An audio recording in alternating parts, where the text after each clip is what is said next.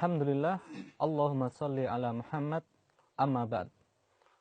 Pemirsa, kita berjumpa lagi dalam rubrik konsultasi syariah bersama Ustadz Ami Nurbait. Baik, kita akan mengawali pertanyaan pertama. Assalamualaikum Ustadz. Waalaikumsalam warahmatullahi. Ini ada beberapa pertanyaan yang masuk di konsultasi syariah itu terkait nikah siri Ustadz. Itu banyak sekali pembaca menanyakan status hukum nikah siri. Bagaimana ini dalam tinjauan syariatnya? Alhamdulillah wassalatu wassalamu ala Rasulillah wa ala alihi wa sahbihi wa mawalah. Wa asyhadu an la ilaha illallah wahdahu la syarikalah wa asyhadu anna Muhammadan abduhu wa rasuluh sallallahu alaihi wa ala alihi wa sahbihi wa sallama tasliman katsira amma ba'du.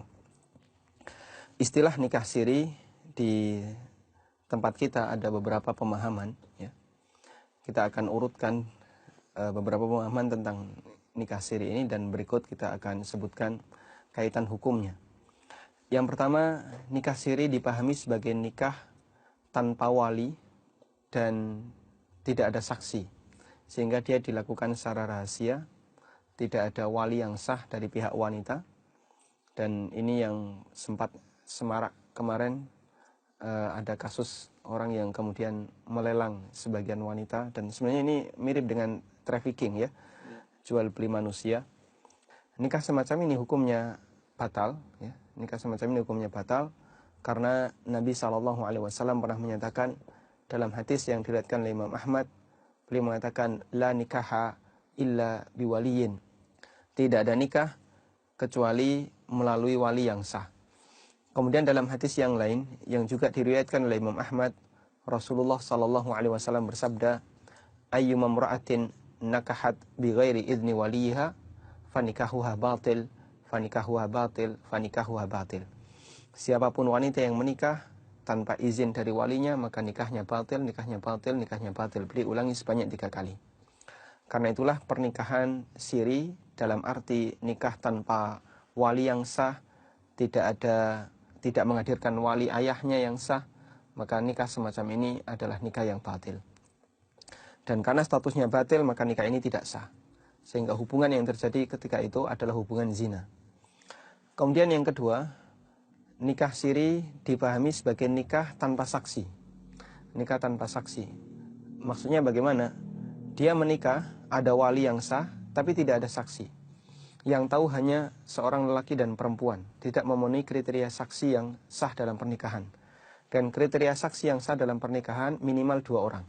Laki-laki ya. Sehingga ketika hanya diketahui oleh seorang lelaki atau seorang wanita, maka ini tidak diperbolehkan. Dan saksi itu selain pelaku. Saksi selain pelaku. Karena itulah saksi di luar pengantin laki-laki, wali dari pihak wanita ya, dan pengantin wanita. Sehingga mereka adalah orang selain 3 orang ini. Baik. Pernikahan tanpa saksi semacam ini adalah pernikahan yang batal, sebagaimana ini pendapat ulama 4 mazhab, baik di kalangan Hanafiyah, Malikiyah, Syafi'iyah maupun Hambali. Dan ada satu riwayat dari Umar bin Khattab radhiyallahu anhu, beliau pernah mendapatkan informasi ada orang yang menikah, namun yang menyaksikan pernikahannya hanya 2 orang, seorang lelaki dan seorang wanita. Kemudian Umar mengatakan, aku menghukumi nikah ini adalah nikah yang batal. Lalu beliau mengatakan, andaikan aku hadir ketika itu, la rajamtuhum, aku akan merajam mereka.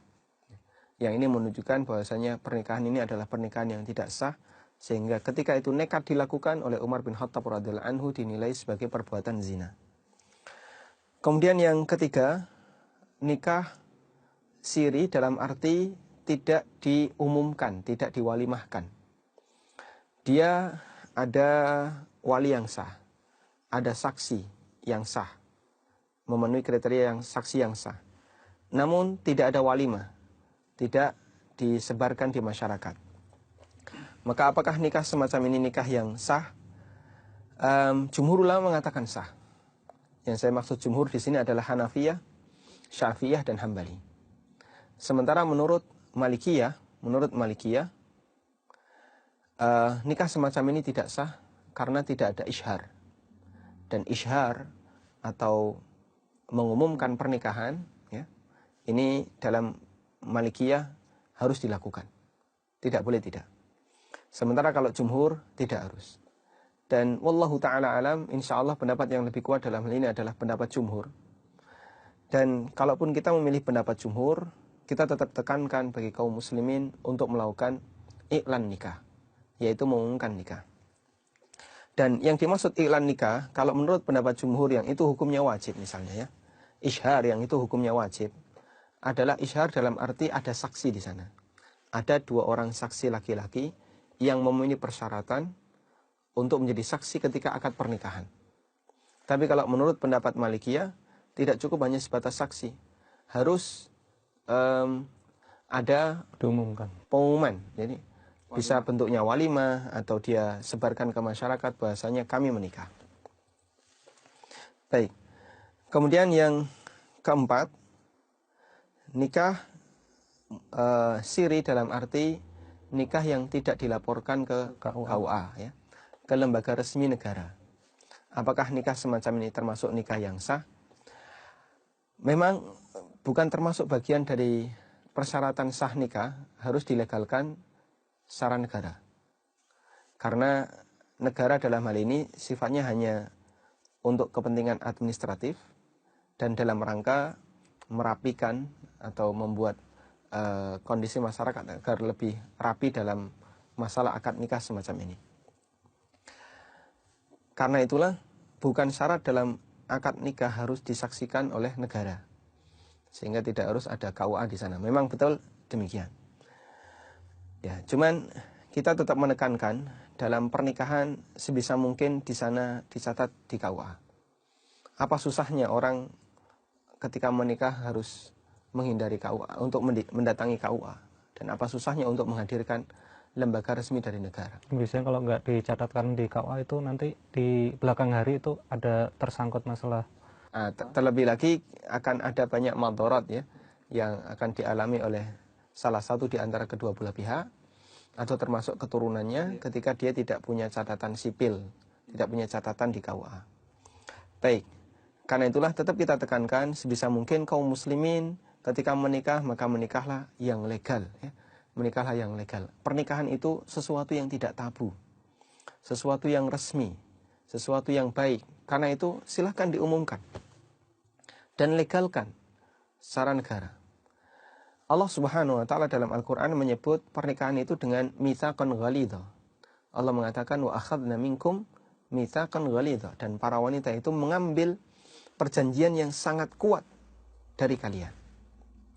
Makanya perjanjian semacam ini jangan dibuat remeh, jangan dibuat ringan, tapi ini dibuat perjanjian yang kuat. Karena Allah sebut mitsaqun ghalidh. Karena itulah untuk semakin memperkuat perjanjian tadi, kita laporkan ke KUA ya. Kita laporkan ke lembaga resmi negara biar nanti ada surat yang resmi, dan nanti ketika ada keturunan mudah bagi keturunan untuk bisa mendapatkan akta, bisa mendapatkan kartu keluarga dan seterusnya. Dan kita juga menekankan kepada kaum muslimin agar ketika menikah mengadakan walimah semampunya. Walimah itu tidak harus mewah. Yang penting pokoknya ngundang orang di sekitar yang punya kepentingan dengan kita, misalnya tetangga atau keluarga atau misalnya kawan ya. Tidak harus banyak. Yang penting mereka punya kepentingan dengan kita. Yang saya maksud punya kepentingan adalah kalau misalnya kita bergandengan dengan seorang wanita, tidak menimbulkan suudzon. Karena kita sudah memberitahu ke mereka kalau saya menikah. Tapi kalau orang yang tidak punya kepentingan, misalnya tetangga jauh atau kawan jauh, tahu dan nggak tahu tentang pernikahan kita, nggak berpengaruh, maka mungkin Anda tidak harus mengundangnya. Ini mungkin solusi yang bisa diberikan bagi mereka yang mungkin menghadapi kesulitan dalam masalah dana walimah ya, dana walimah. Karena Nabi SAW pernah memerintahkan Abdurrahman bin Auf radhiyallahu anhu ketika beliau ditanya oleh Nabi SAW, saya baru saja menikahi seorang wanita Ansar binawatin min dhahab, dengan satu nawat berupa emas ya, atau sebiji emas sebagai mahar. Kata Nabi SAW, fabarakallahu lak aulim walau bisyad. Semoga Allah Subhanahu wa taala memberkahi kamu dan lakukanlah walimah meskipun hanya dengan seekor kambing. Dan perintah di sini menurut jumhur ulama adalah perintah yang sifatnya anjuran, tidak wajib. Karena itu kita tekankan kepada kaum muslimin yang menikah hendaknya mengadakan walimah. Wallahu a'lam. Terima kasih Ustaz atas jawabannya. Demikian pemaparan dari Ustadz Amin Nurbait. Mudah-mudahan bermanfaat untuk kita semua. Kurang lebihnya mohon maaf. Wassalamualaikum warahmatullahi wabarakatuh. Waalaikumsalam.